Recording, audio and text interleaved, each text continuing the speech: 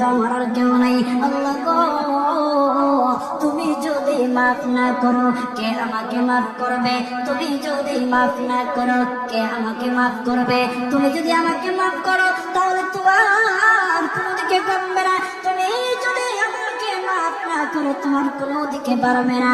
আল্লাহ গো, তুমি আমাকে মাফ করে দাও। সারাটা জীবন অন্যায় কাজ করেছি, সারাটা জীবন নাফরমানি করেছি, আমার কাছে কালেমার দাওয়াত কম আসে নাই, আমার কাছে কালেমার দাওয়াত কম আসে নাই, আমাকে লোকেরা কম বোঝায় নাই। ও আল্লাহ, তুমি আমাকে মাফ করে দাও। মাফ না করলে কোথায় যাব, কার কাছে যাব? বাবা যখন মারে তখন মার কাছে আশ্রয় নেওয়া যায়, মা যখন প্রহার করে তখন বাবার কাছে আশ্রয় নেওয়া যায়, বাবা মা যখন প্রহার করে তখন দুনিয়ার কারো না কারো কাছে আশ্রয় নেওয়া যায়।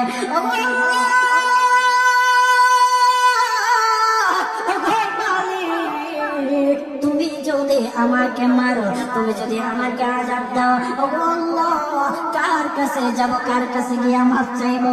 ওগো আল্লাহ, মেহেরবানি করে মাফ করে দাও। এইরকম কান্না করতেছে, চোখের পানি তার এমন ভাবে পড়তেছে, দাঁড়ে ভিজতেছে, দাঁড়ি ভিজে জমিনের মধ্যে চোখের পানি পড়তেছে, কান্না করতেছে। বান্দাটা কান্না করতে করতে করতে করতে আবার আল্লাহর কাছে এমন যোগ্যতা অর্জন করেছে, মহান আল্লাহ রাব্বুল আলামিন তার ডাকে সাড়া দিয়া তার জিন্দেগির সব গুনাহ মাফ করে দিয়েছে। হযরত মুসা আলাইহিস সালাতু ওয়াস সালামের যুগের ঘটনা। একজন বড় পাপিষ্ঠ ছিল, জীবনে এমন কোনো গুনাহ নাই যে গুনাহ সে করে নাই। তার গুনার প্রতি অতিষ্ঠ হইয়া, মানুষ তার গুনার প্রতি অতিষ্ঠ হইয়া গ্রামের লোকেরা তাকে হাত পা বেঁধে জঙ্গলের মধ্যে ফেলে দিয়ে আসে। জঙ্গলের মধ্যে থাকতে থাকে, কিছুদিন থাকার পর মালাকুল মউত যখন তার সামনে এসে উপস্থিত, এর আগ মুহূর্তে সে বান্দা আল্লাহর কাছে ডেকে ডেকে বলতেছে,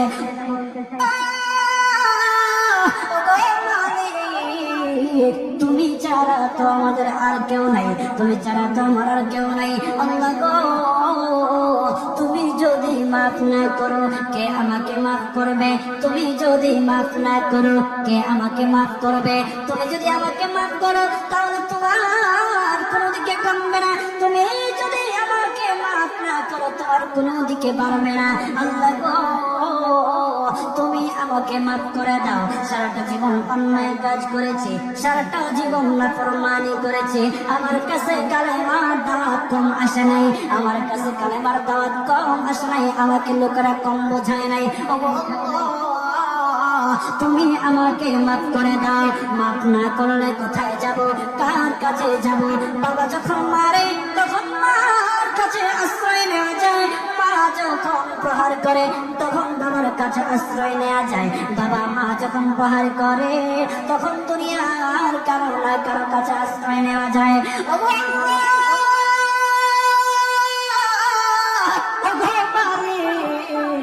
তুমি যদি আমাকে মারো, তুমি যদি আমাকে আযাব দাও, ওগো আল্লাহ, কার কাছে যাব, কার কাছে গিয়ে মাফ চাইবো?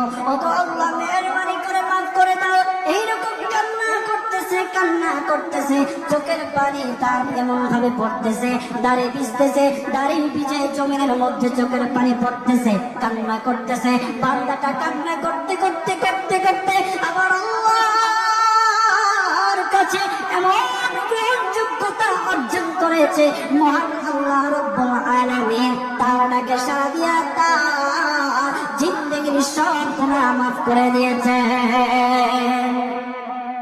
ওই বান্দাটা তওবা করতে করতে করতে করতে হঠাৎ ইন্তেকাল করে। ইন্তেকাল হওয়ার পরে হযরত মুসা আলাইহিস সালাতু ওয়াস সালামকে মহান আল্লাহ বলে দিতেছে, পয়গম্বর মুসা, ও দোস্ত, দেখো জঙ্গলে আমার একটা পাগলা আশিক, আমার পাগলা একটা আশিক মারা গেছে, ওই আশিকটার জানাজা তুমি পড়াও, দাফন কাফনের ব্যবস্থা করো। ও মুসা, আর তুমি একটা ঘোষণা দিয়ে বলে দাও, একটা ঘোষণা দিয়ে দাও, মুসা রে, মুসা, তুমি ঘোষণা দিয়ে বলে বলে দাও যে আমার এই বান্দার জানাজার নামাজে অংশগ্রহণ করবে, মহান আল্লাহ তার জীবনের সব গুনাহ মাফ করে দেবে। আল্লাহু আকবার। আরো জোরে বলেন না আল্লাহু আকবার, আরো জোরে বলেন আল্লাহু আকবার। হাত উঠায়া বলেন আল্লাহু আকবার, আল্লাহু আকবার। মুসলমান বাবাজি গভীর মনোযোগ। হযরত মুসা আলাইহিস সালাতু ওয়াস সালাম একটা পাহাড়ের উপরে উঠলেন। পাহাড়ের উপরে ওঠার পর তখন ডেকে ডেকে বলতেছে, ও উম্মতেরা, আমার উম্মতেরা শোনো, আল্লাহ রাব্বুল আলামিন একটা সুসংবাদ দিয়ে দিয়েছে। আমার আল্লাহ রাব্বুল আলামিনের একটা আশিক একটা ওই অমুক জঙ্গলের মধ্যে মারা গেছে। ওই পাগলা আশিকের জানাজার নামাজ অংশগ্রহণ করে যদি জানাজার নামাজ পড়ো, তখন আমার আল্লাহ তোমাদের জীবনের সব গুনাহগুলি মাফ করে দেবে। কেউ যদি নিজের গুনাহ ক্ষমা করাইতে চাও, কেউ যদি নিজের গুনাহগুলি ক্ষমা করাইতে চাও, তাহলে মহান আল্লাহ রাব্বুল আলামিনের ওই পাগলা আশিকের জানাজায় অংশগ্রহণ করো। তখন লোকেরা দলে দলে জানাজায় অংশগ্রহণ করার জন্য দলে দলে গেল। জানাজার নামাজ আদায় করলো। আদায় করার পর পয়গম্বর মুসা আলাইহিস সালাতু ওয়াস সালামকে বলতেছে, ও আল্লাহর পয়গম্বর, ও পয়গম্বর, যারা জানাজায় অংশগ্রহণ করার কারণে মহান আল্লাহ তার জীবনের সব গুনাহ মাফ করে দেবে। এমন মহান ব্যক্তিটা, এই মহান ব্যক্তিটাকে তো একটা নজরে দেখা দরকার, অবশ্যই দেখা দরকার। আমাদেরকে সেই ব্যক্তিটাকে দেখান। তখন মুসা আলাইহিস সালাতু ওয়াস সালাম বলতেছে, ঠিক আছে, তোমাদেরকে দেখানো হবে। যখন দেখাতে গেলেন, দেখানোর সাথে সাথে লোকেরা বলল, পয়গম্বর, আপনি কি বলেন? এই লোকটাকে তো আমরা ভালো করে চিনি। ওই লোকটা বড় পাপিষ্ঠ ছিল, বড় অন্যায়কারী ছিল, বড় জুলুমকারী ছিল। ওগো পয়গম্বর, সমাজে এমন কোন গুনাহ নাই যে সে করে নাই। সমাজে সব গুনাহ করেছে, সমস্ত গুনার সাথে সে জড়িত ছিল। তার গুনার কারণে আমরা প্রতিষ্ঠিত হইয়া তার হাত পা বেঁধে আমরা তাকে জঙ্গলের মধ্যে ফেলে দিয়ে আসে। এই পাপিষ্ঠ বান্দা আল্লাহ তাআলার বড় আশিক হতে পারে কিভাবে? আল্লাহ তাআলার প্যারা হতে পারে কিভাবে? পয়গম্বর মুসা আলাইহিস সালাতু ওয়াস সালাম আল্লাহর কাছে ডেকে ডেকে বললেন, লোকেরা কি বলতেছে, তুমি কি বলো? ওগো আল্লাহ, এর সমাধান কি? সমাধানটা তো তুমি দিয়ে দাও। আল্লাহ রাব্বুল আলামিন পয়গম্বর মুসা আলাইহিস সালাতু ওয়াস সালামকে সমাধান দিয়েছে। বলতেছে, ও মুসা, দোস্ত রে, ও দোস্ত, তারা যা কথা বলেছে, লোকেরা যে কথা বলেছে সত্য বলেছে। আমি আল্লাহ যা বলেছি তাও সত্য বলেছি। ও পয়গম্বর মুসা, তারা যা বলেছে সত্য বলেছে। ওই বান্দা বড় পাপিষ্ঠ ছিল, ওই বান্দা বড় অন্যায়কারী ছিল, কিন্তু শেষ বয়সে আইসা তার হাত পা যখন বেঁধে, যখন লোকেরা জঙ্গলের মধ্যে ফেলে দিয়ে আসলো, তখন সে আমার কাছে এমন ভাবে কান্নাকাটি করা শুরু করে দিয়েছে, এমন ভাবে তওবা করা শুরু করে দিয়েছে।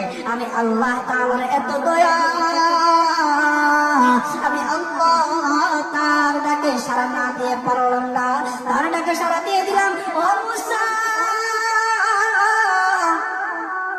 সে তওবা করার সময় যদি সবার জন্য সে তওবা করত, যতজন লোকেরা বেঁচে আছে, যতজন উম্মতেরা আছে, যতজন লোকেরা আছে, সমস্ত লোকদের জন্য যদি সে আমার কাছে তওবা করত, আমি আল্লাহ তার তওবা মুহূর্তের মধ্যে কবুল করে সমস্ত বান্দাদেরকে মাফ করে দিতাম।